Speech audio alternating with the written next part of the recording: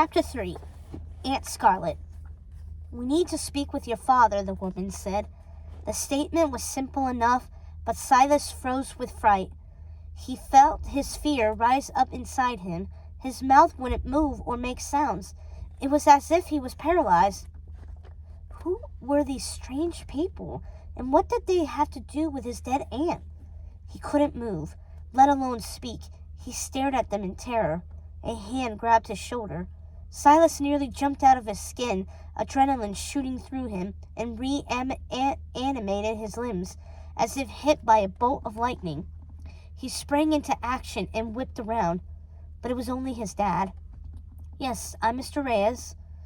He greeted the two of them, then took over, waving Silas back into the house and shutting the door behind him. Silas could hear the muffled exchange, but couldn't make out any words. What did they want? Were they explaining what had happened to his aunt? A million terrible scenarios shot through his head, from car crashes to incurable mutant viruses to strange visitors from another dimension. His brother was proof that happened, a lot more than people thought, to alien abductions. You can never rule those out. Finally, after a few minutes, which felt more like an eternity, Dad reappeared holding a new sort of letter. This one in a large manila envelope. The seal hadn't been torn open. "Your Aunt Scarlet's will," Dad explained. "Those were her lawyers." Silas knew that was how people decided who got their stuff after they passed away. Another thought that sent fear rocketing through him.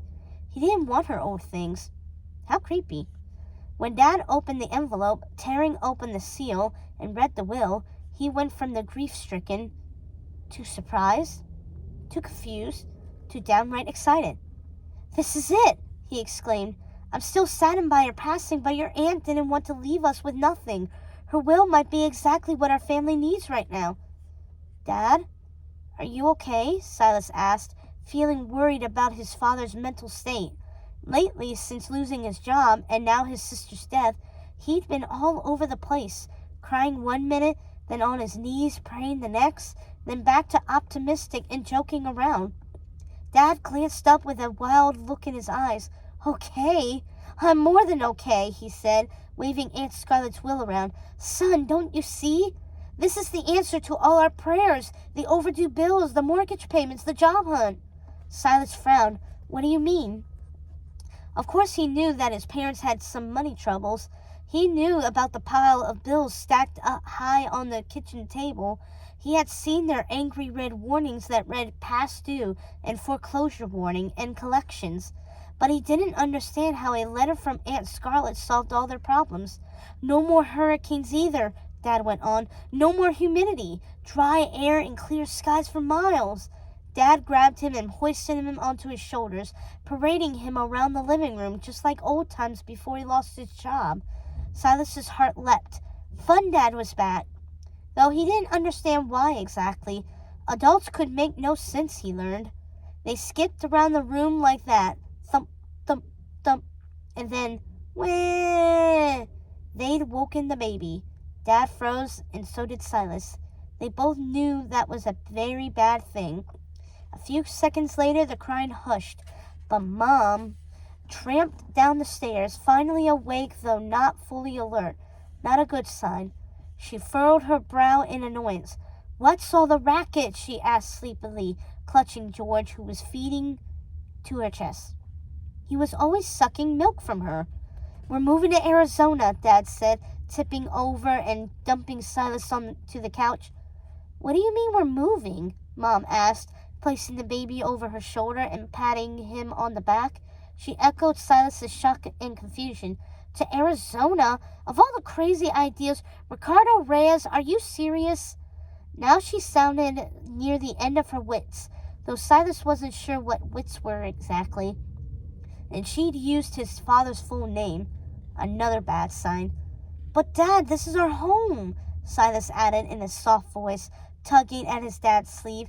"Margarita, hear me out before you jump to conclusions," Dad said, taking her hand and gently rubbing George's back. "This is the answer to all our prayers and a fresh start for the family." Dad waved the will at her like a white flag of surrender, then started talking fast before she could get more annoyed or say no. Scarlett's lawyers came by to deliver her will, he said. My sister left Camp Pride Rock to me. Well, us, he backpedaled.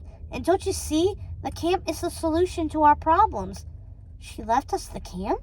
Mom said, cooing to George as she rocked side to side, lest he scrunched his face up like an old man and break out in another crying fit.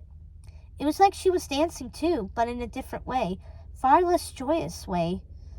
Dad sank into the sofa next to Silas, and that was when he explained his crazy idea.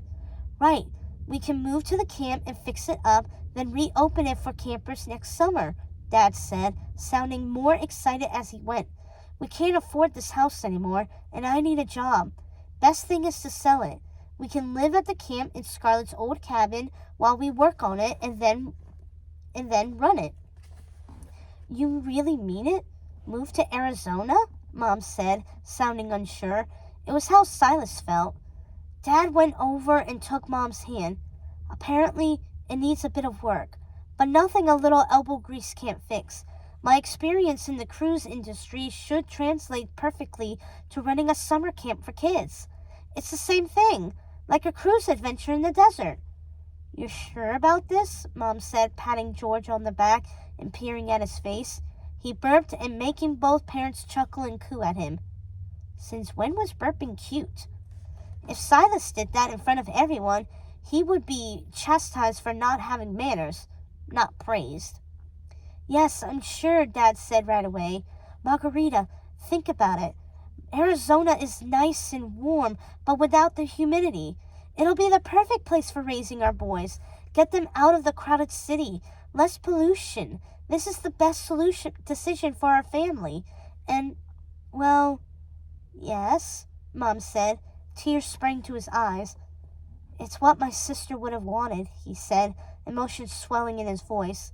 He rubbed George's back tenderly. That camp was like her baby. She didn't want us to sell it. It's her dying wish. She wants it to stay in the family. That's what her will says. He handed the legal papers over to Mom while Silas sat on the sofa, feeling like he barely existed anymore. He wished his mom would look at him the same way he did the baby. She did the baby. He hated how he felt like a fifth wheel in his own family now. His parents kept talking until the sun set, when they finally came to a decision and ordered pizza to celebrate. They were moving. It was settled. Silas's loved pizza, but it tasted greasy and stale in his mouth. His heart felt heavy, making his whole body sag. He gazed around their cozy little house. They were eating on the sofa in front of the TV again. They used to eat as a family at the dinner table, but it was covered in bills now, and since George came along, Mom preferred to plop him on the sofa cushions where she could keep him next to her. That was when they still ate dinner together, which was a rare occasion these days. Silas watched in dismay while his parents continued talking and working out all the details. He had expected his mom to shoot down the plan. His dad would often get excited about crazy ideas, but Mom would always bring him back down to planet Earth. But not this time. She actually seemed to be coming around to it, liking it even. This couldn't be happening. Dread seeped through his body, making his mouth turn sour and dry. He set his pizza down. His father wasn't making any sense. It had to be a trick. Silas felt his stomach flip. They were moving to Arizona?